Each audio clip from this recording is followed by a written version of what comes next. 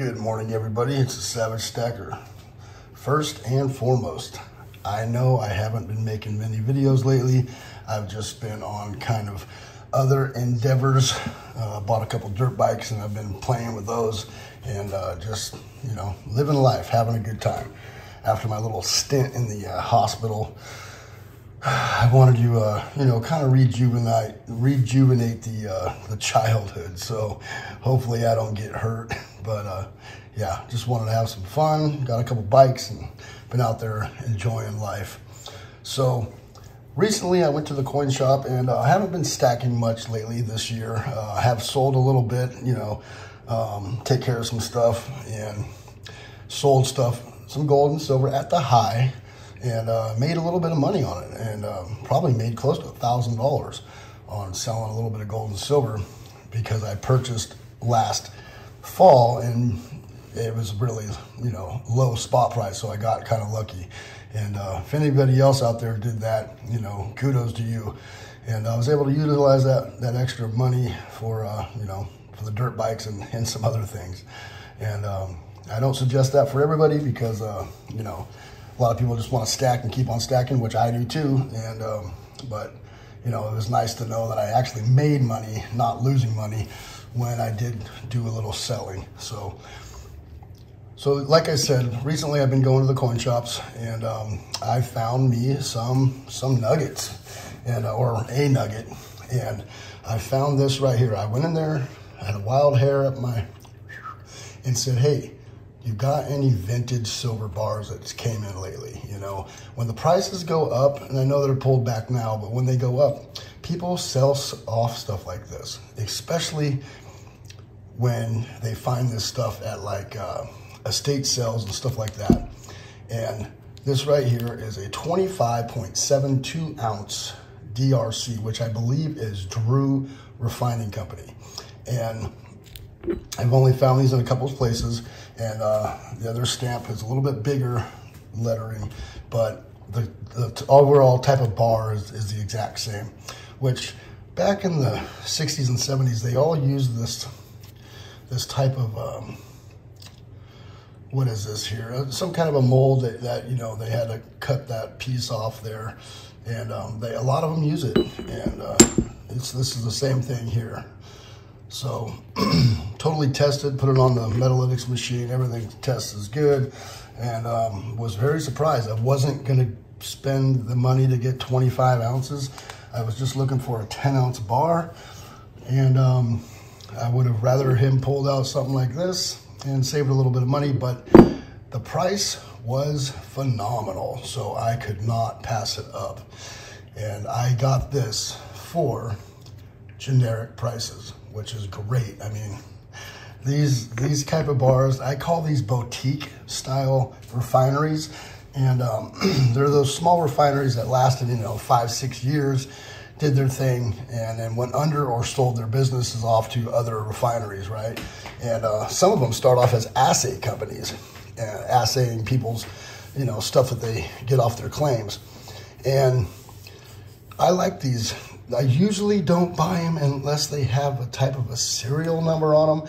Just makes them that much more easier to you know, find or do the research on. But a lot of those boutique style small company refineries don't serialize their stuff, and a lot of it does come from their own mines, their own claims. So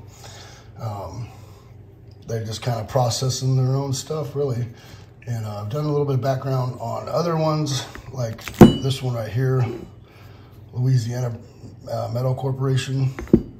And yeah, a lot of them do their own stuff. It's their own claim, their own mine, and then they refine their own silver, and they sell off their companies or whatever. But yeah, they are fun to find, especially in the wild when you don't have to go on eBay or something like that. This is probably the best find I've found at a local coin shop in years. It's been quite a while, and I'm shocked that I found it. So I had to pick it up. I didn't want to spend the money, but like I said, it was for generic prices, so I had to go for it. And this was the other purchase I made a couple weeks ago. Kind of the same type of deal, the same kind of molds. And this one was an eBay find. I actually got a pretty good deal on this. And it's a 10-ounce bar, Phoenix Precious Metals. And yeah, pretty cool. So I've been adding a little bit of weight to the stack. That's 35.72 ounces. And I got another bar coming in the mail. And when gold and silver is at its price, like right now, how, you know, gold's up, silver is pulled back.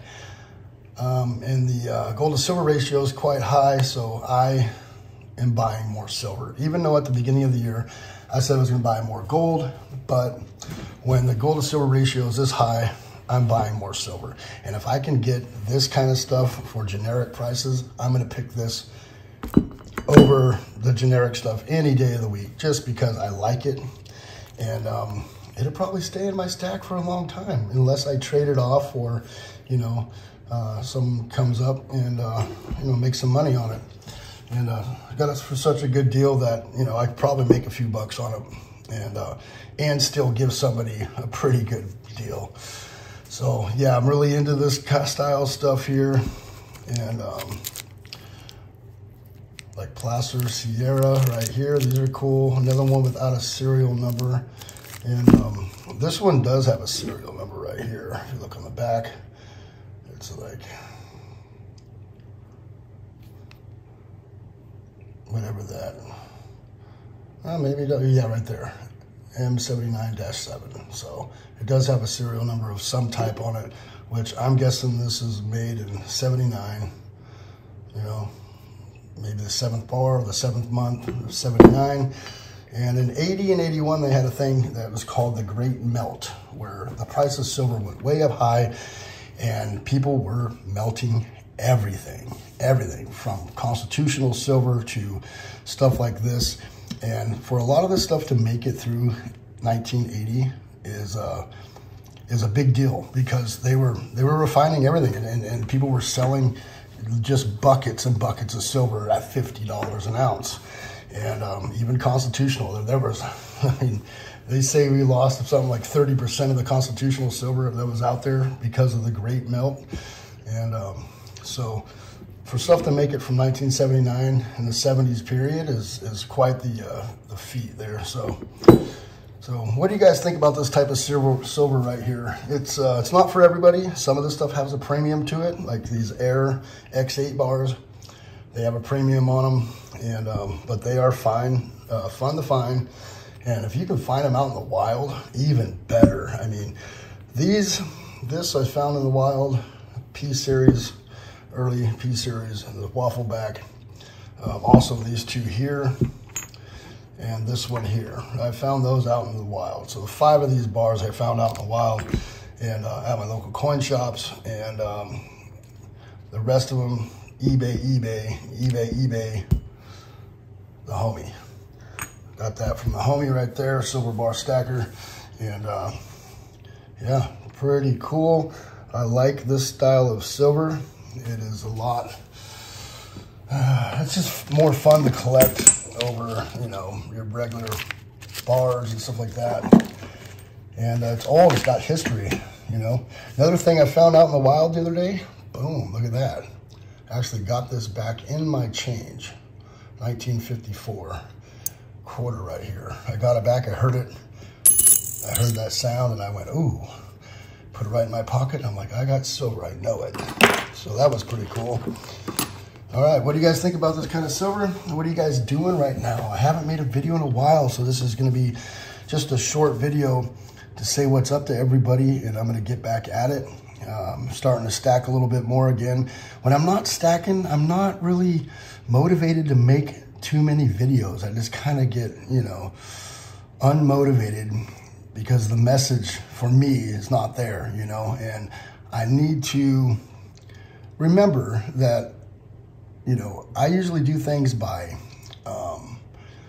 my personal experience, and I did not run through my personal experience of my selling of gold and silver in the last couple months, and I probably should have done that just to give people information so when they go to sell or need to sell, they have that information in their back pocket. And but I can give a couple stories that I had along the way selling and some stuff that I learned, and so maybe I'll make a couple videos on that. I have made videos on selling gold and silver in the past, and they do quite well. And a lot of you hardcore guys out there be like, oh, it's definitely not the time to sell. And hey, I get it. I can completely get it. But this is also my savings account. So when I need money, I use my savings account, right? And some of you hardcore guys and gals are gonna be like, it's not money, it's fiat currency. I get it. I get it. I understand. I could run through all the correct wording for all this in a later video, but yes, I did sell some stuff to take care of some business and have a little fun. And I'm back at it. And yeah, this is the newest one right here yesterday, 25.72 ounces of fine vintage silver. Oh, it's nice. It's got a little toning. You can't really see it on the camera right in here. There's some purples and blues and all through here.